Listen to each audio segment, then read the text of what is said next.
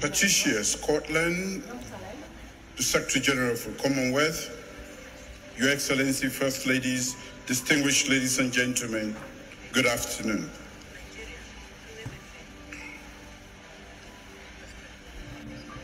I'm pleased to address this high-level session of the African Climate Summit 2023 under the Kenyan presidency and to reaffirm Sierra Leone's commitment to scale up climate action urgently. I must thank His Excellency President William Ruto and the government of the Republic of Kenya for the excellent arrangements made for this summit as African countries seek to address climate change priorities in this critical decade.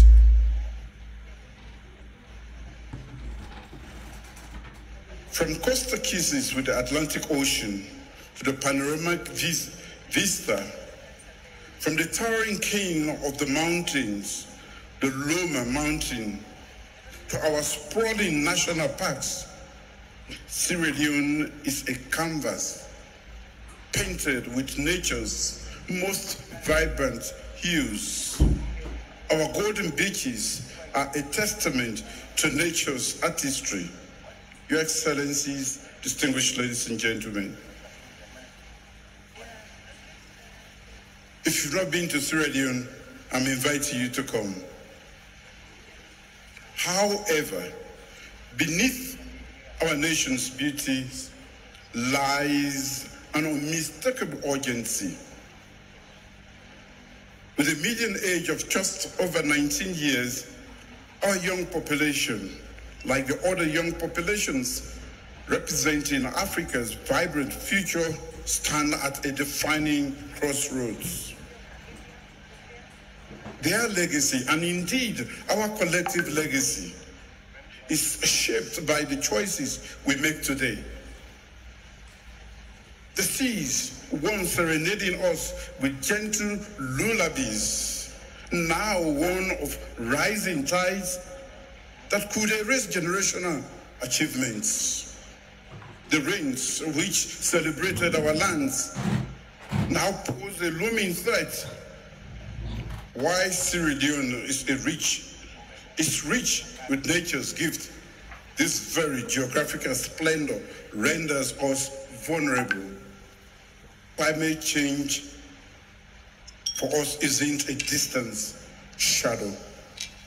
Climate projections in Sierra Leone include temperature increases, extreme weather conditions, intense precipitation, and rising sea levels.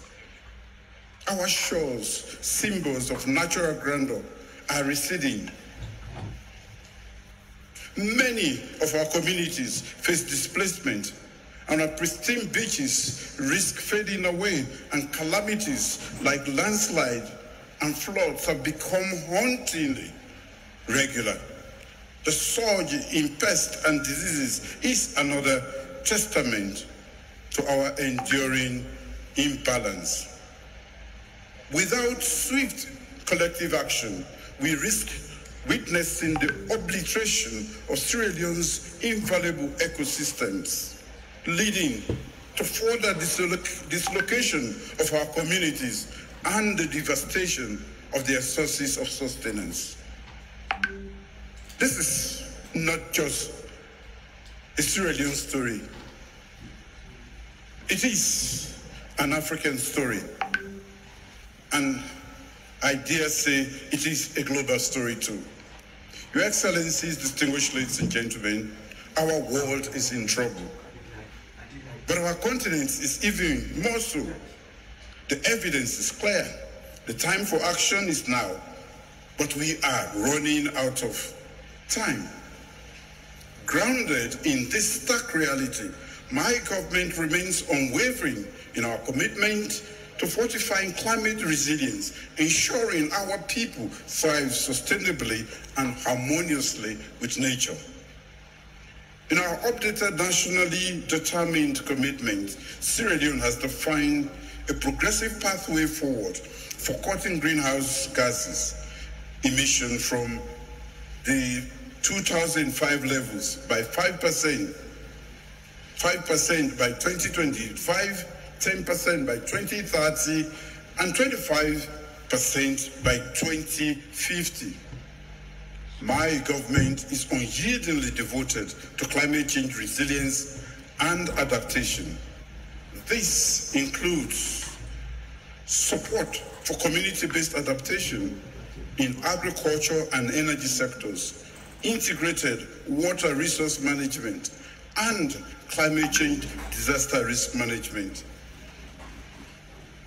We are also poised to improve meteorological services for early warning systems and enhance and protect conservation of natural habitats and ecosystems. Furthermore, our climate change mitigation strategies extend to promoting renewable energy, infrastructure, resilience, and extensive reforestation efforts on at least 960,000 hectares of land. As we engage in country planning, we will also prioritize low carbon screening. Excellencies, distinguished ladies and gentlemen, to reaffirm our commitment, we have institutionalized efforts against global menace. This global menace. We have established a dedicated Ministry of Environment and Climate Change and a Climate Change, Renewable Energy and Food Security Presidential Initiative led by Dr. Kande Yonkela. We are designing policies and programs and laying the framework for establishing strong partnerships for funding and implementing projects on major cross-cutting thematic areas of national and global significance. Agriculture is the mainstay of our economy. Recognizing the core importance and extreme vulnerability of agriculture in Sierra Leone, we are focusing on resilience and innovation within this sector, leveraging technology and forward-thinking strategies for climate adaptation. Our overarching aspiration, as enshrined in our National Development Plan, is clear. Achieve food security and nutrition, food and nutrition security by 2030 through climate-smart practices bolstered by renewable energy throughout the agricultural value chain. Your Excellencies, distinguished ladies and gentlemen, meaningful inclusion and intergenerational dialogue are crucial to achieving SDG 13, to take urgent action to combat climate change and its impacts. In Sierra Leone, we consider our women equal partners for development.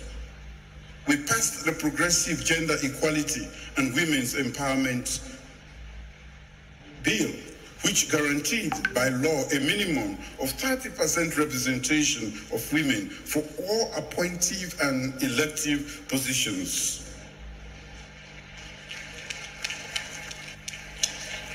My government is committed to promoting the inclusion of women in climate resilience programs and the participation of women in decision-making for climate change adaptation and mitigation governance at all levels.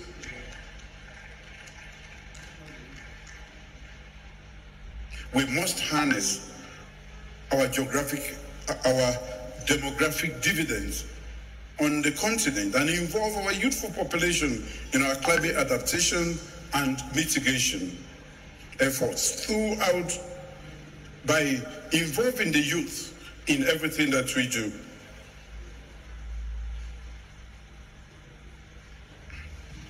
Sierra Leone's quest for environmental resilience hinges upon our capacity to address climate finance, build local competencies, and refine our legislative blueprints, and etc.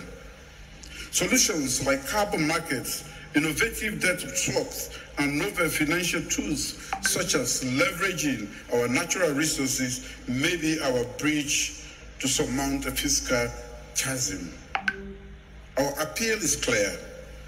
Sierra Leone seeks equitable, nimble, and timely access to climate financing.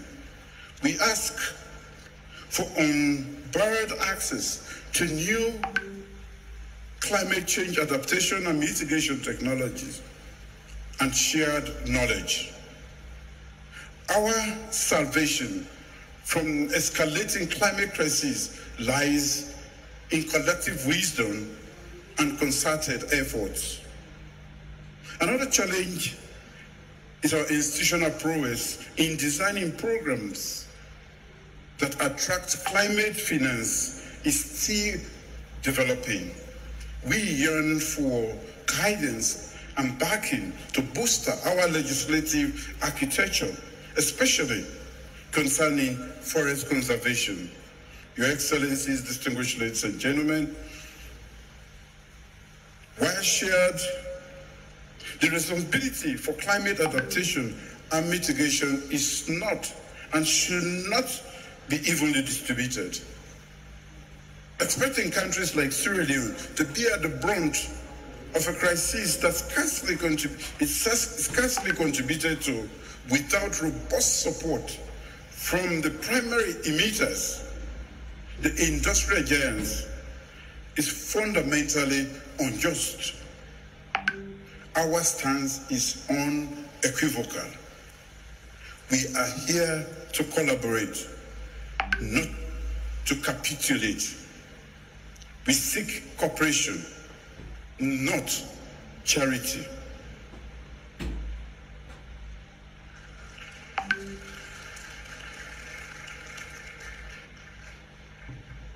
The actions of significant polluters must pivot from mere declarations and vague commitments to actionable, technology-driven reparations.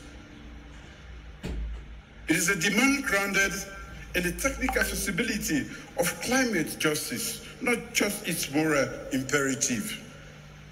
A unified front against the existential crisis is not just desired, it is imperative. As I close, I implore all of us present, the hourglass of action is dwindling, and the sands of time wait for none.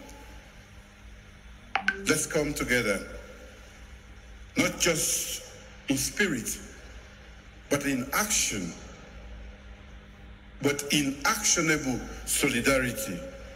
For in unity we find just strength, but not just strength, but salvation. Thank you.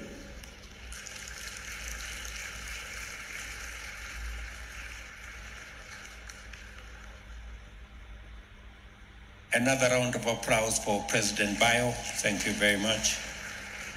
Now let me take this opportunity to request my sister again, Her Excellency Saleh Work Zewde, the President of Ethiopia. Madam President, you have the floor.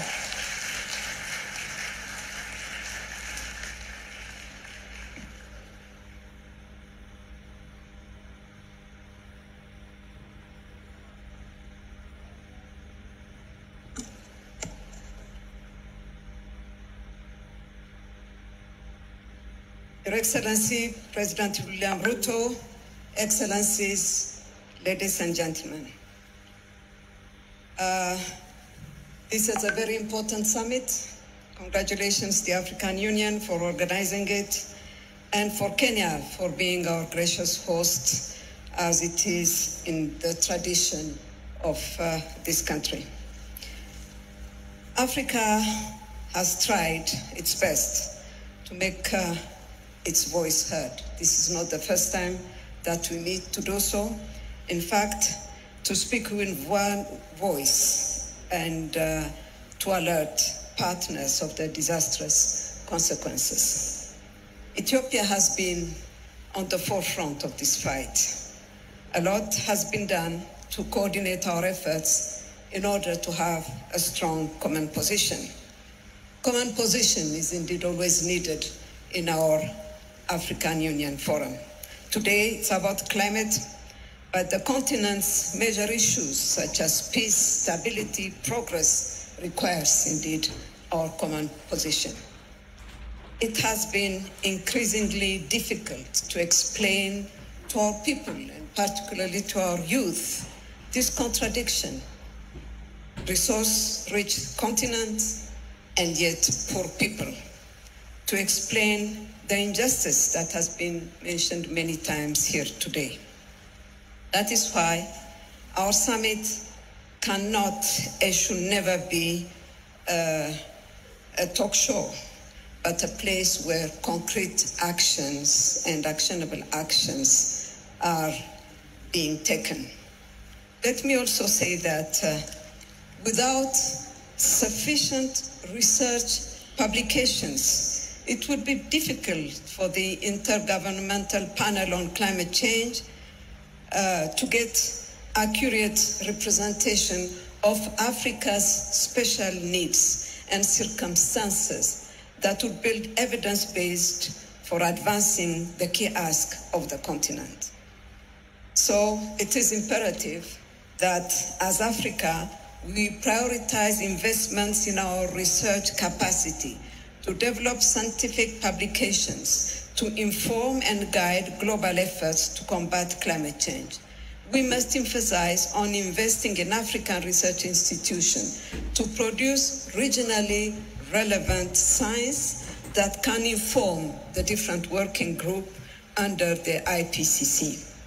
This endeavor requires a strong commitment from both African scientists and the international community, accompanied by the financial capacity necessary to deliver this research.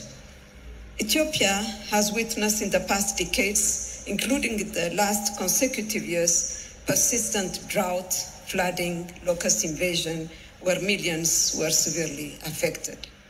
We've been carrying out different practical policy and action interventions as a step to contribute to emission removal and building adaptation capacity.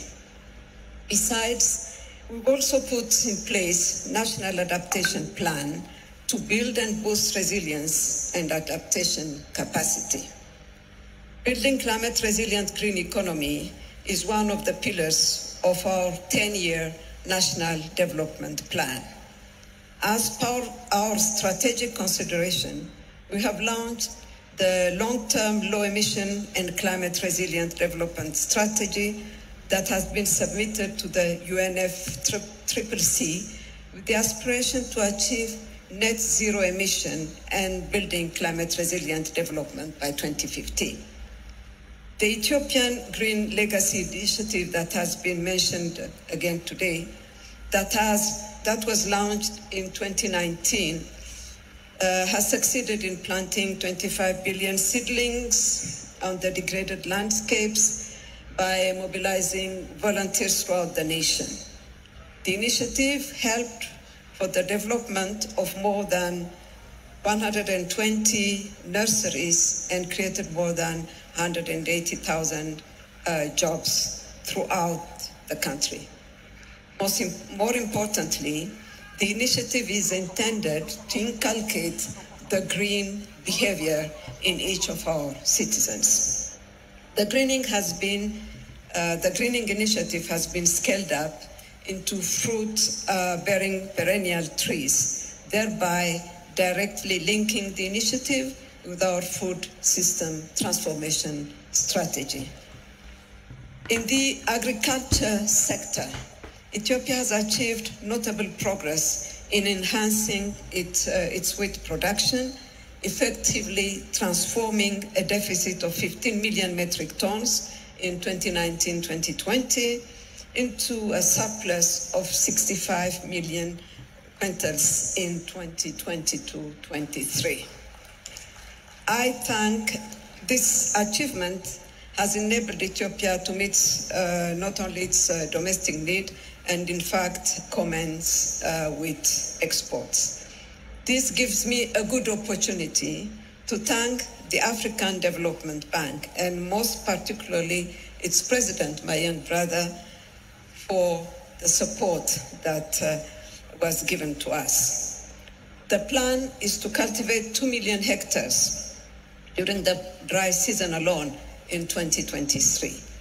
The success of wheat production is critical for the country's efforts to enhance food security and achieve food sovereignty. In terms of renewable energy production, Ethiopia is also investing on green energy projects such as hydroelectric, wind, solar, and geothermal energy sectors, as well as promoting modern rural cooking technologies. We have successfully run the hydro energy producing projects, including the Grand Ethiopian Renaissance Dam, with domestic resources, which will significantly make difference in the country's status in terms of social, environmental, and economic needs. Ethiopia is striving to finance climate actions proactively and persistently as means systematically addressing the economic challenges of the country. Accordingly, the government has invested over $82 million from 2011 to 2019, mobilized from domestic, bilateral, multilateral sources, as well as from international climate finance institutions on climate change mitigation and adaptation projects and programs in agriculture, energy, transport, industry, forest, urban development, and health sectors. Despite this investment, Ethiopia still needs to attract and mobilize a significant finance to support its climate-compatible development agenda. We still count on our partners to fulfill their commitments to developing countries and committing themselves for the new challenge of setting new quantified finance goal in the coming years. We also strongly urge multilateral financial institutions to undergo a serious reform that fits for purpose for the needs and circumstances of developing countries, rather than fueling the historical debt accumulated on the shoulders of developing countries and mainly Africa. Our future depends on our decision now. Urgent action is needed in limiting global warming to 1.5 degrees Celsius to avoid worst impact. 8 years after its signature, ensuring the implementation of Paris Agreement is not an option again. As I conclude, I would like to assure you Ethiopia's unwavering commitment to work with our fellow Africans and other global partners to achieve our priorities and the long-term objective of making the planet comfortable for present and future generations. I thank you very much.